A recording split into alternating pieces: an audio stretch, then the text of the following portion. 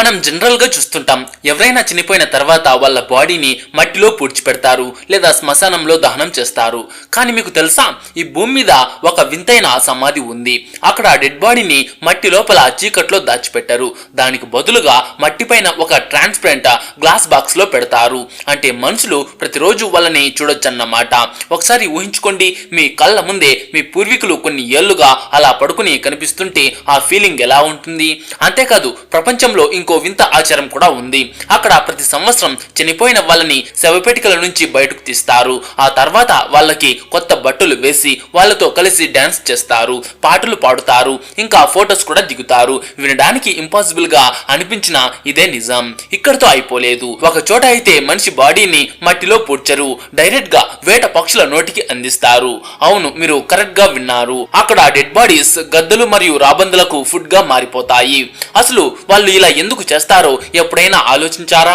మనిషి శరీరాన్ని అలా ఎందుకు చీల్చుకుని తిననిస్తారు? ఇది కేవలం క్రూరత్వమా, లేక దీని వెనక ఏదైనా స్ట్రాంగ్ రిలీజియస్ నమ్మకం ఉందా? ఈరోజు ఈ వీడియోలో మనం ప్రపంచంలోని ఇలాంటి కొన్ని షాకింగ్ మరియు వింతైన అంత్యక్రియల గురించి తెలుసుకుందాం. అండ్ ఈ వీడియోకి ఒక లైక్ చేసి మీ ఫ్రెండ్స్ కు తప్పకుండా షేర్ చేయండి. Glass coffin graves. చైనాలోని కొన్ని మారుమూల పర్వత ప్రాంతాల్లో ఇప్పటికీ కొన్ని శ్మశానాలు ఉన్నాయి. అక్కడ చనిపోయిన వాళ్ళని మట్టి కింద పూడ్చరు. అక్కడ బాడీస్ ని ట్రాన్స్పరెంట్ గాజు శవపేటికల లోపల ఉంచుతారు. చనిపోయిన తర్వాత కూడా వాళ్ళ ముఖాలు ఈ ప్రపంచం నుంచి దూరం అవ్వకూడదనేది వాళ్ళ ఉద్దేశం. మీరు ఈ సమాధుల మధ్య నడుస్తున్నప్పుడు మీకు కేవలం సమాధులు మాత్రమే కనిపించవు. ఆ గాజు పెట్టెలో ఉన్న శవాలు నేరుగా మీ కళ్ళల్లోకి చూస్తున్నట్లు అనిపిస్తుంది. ఈ వింత ఆచారం వెనుక ఒక పెద్ద నమ్మకం ఉంది. ఆ బాడీ జనాల కళ్ళ ముందు కనిపిస్తున్నంత కాలం చనిపోయిన వ్యక్తి ఆత్మ శాంతిస్తుందని అక్కడి వాళ్ళు నమ్ముతారు. అయితే ఈ గ్లాస్ బాక్సుల్లో ఉండే ఇబ్బందికరమైన విషయం ఏంటంటే సమయం గడిచే కొద్దీ ప్రకృతి తన పని తాను చేసుకుంటూ పోతుంది. చర్మం రంగు మెల్లగా మారుతుంది, ముఖం మర్తులు పడిపోతుంది, మరియు కళ్ళ గుంటలు లోపలికి వెళ్ళిపోతాయి. ఈ భయంకరమైన దృశ్యాలన్నీ ఆ గ్లాస్ అవతల నుంచి చాలా క్లియర్ గా కనిపిస్తాయి. అక్కడ మరణం అనేది ఒక క్షణంలో అయిపోయేది కాదు, కళ్ళ ముందే జరుగుతున్న ఒక లాంగ్ ప్రాసెస్. ఈ గాజు శవపేటికలు చూసి మనం భయపడడానికి అసలు కారణం ఆ బాడీ కాదు, మరణం తర్వాత వచ్చే ఆ భయంకరమైన మార్పులు. ఇక్కడ బ్రతుకున్న వాళ్ళకి చనిపోయిన వాళ్ళకి మధ్య కేవలం ఆ పలుచని గ్లాస్ వాల్ మాత్రమే అడ్డంగా ఉంటుంది.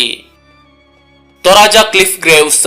ఇండోనేషియాలోని సులవేసి ఐలాండ్ లో ఉండే తొరాజా తెగ వాళ్ళకి మరణం అంటే శాశ్వత వీడ్కోలు కాదు.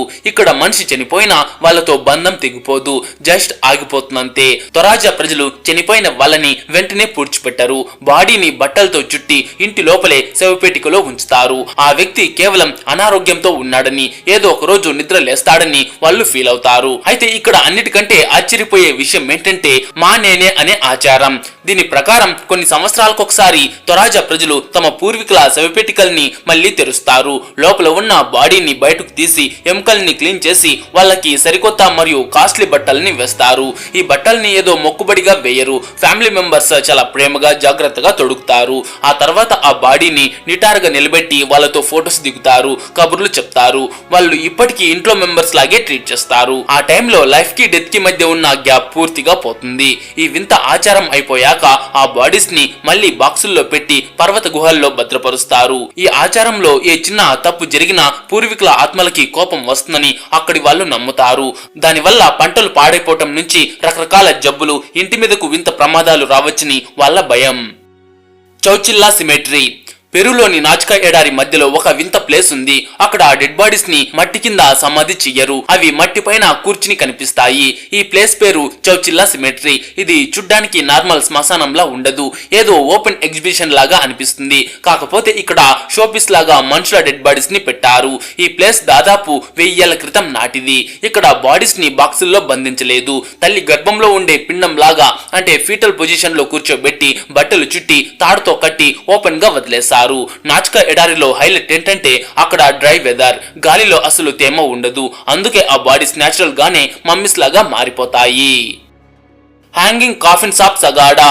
ఫిలిప్పీన్స్ లోని సాగాడా పర్వతాల దగ్గర మీరు పైకి చూస్తే మీకు కేవలం కొండలు మాత్రమే కనిపించవు, గాలిలో వేలాడుతున్న డెడ్ బాడీస్ కనిపిస్తాయి. ఇక్కడ చనిపోయిన వాళ్ళని మట్టిలో పెట్టరు, నిటారుగా ఉండే కొండ అంచులకు వేలాడదీస్తారు. అందుకే వీటిని హ్యాంగింగ్ కాఫిన్స్ అంటారు. అక్కడి లోకల్ ఇగోరత్ తెగ వాళ్ళ నమ్మకం ఏంటంటే బాడీ ఎంత ఎత్తులో ఉంటే వాళ్ళ ఆత్మ అంత త్వరగా స్వర్గానికి చేరుకుంటుందని, అందుకే అంత హైట్ లో వాళ్ళను వేలాడదీస్తారు. ఇంకో వింత ఏంటంటే అక్కడి ముసలి వాళ్ళు చనిపోక ముందే తమ శవపేటికల్ని తామే రెడీ చేసుకుంటారు. కానీ అన్నిటికంటే భయంకరమైన విషయం ఏంటంటే ఈ బాక్సులు చాలా చిన్నవిగా ఉంటాయి. బాడీని ఫోర్స్ గా నలిపేసి ఆ చిన్న చిన్న పెట్టెల్లో ఇరికిస్తారు. కొన్నిసార్లు ఎముకలు విరిగే సౌండ్స్ కూడా క్లియర్ గా వినిపిస్తాయి.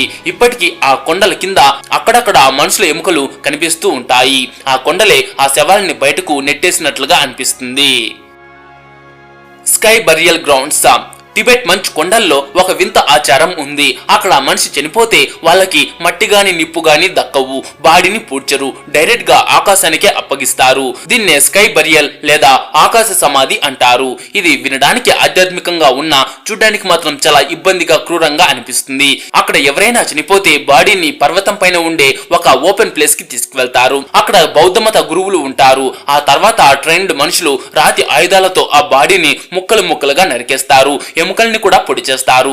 ఆ ముక్కల్ని అక్కడ పడేస్తారు. కొద్దిసేపటికి వందలాది రాబందులు అక్కడికి వస్తాయి. కేవలం కొన్ని నిమిషాల్లోనే ఆ బాడీని రాబందులు పూర్తిగా తినేస్తాయి. లాస్ట్ కి మిగిలేది కేవలం కొంచెం రక్తం, కొన్ని ఎముక ముక్కలు మాత్రమే. టిబెటన్ల ఉద్దేశంలో బాడీ అనేది ఒక ఖాళీ పాత్ర లాంటిది. అందుకే కాల్చడం కంటే రాబందులకి ఫుడ్ గా ఇవ్వడమే జీవితం ఇచ్చే లాస్ట్ గిఫ్ట్ అని వాళ్ళు నమ్ముతారు.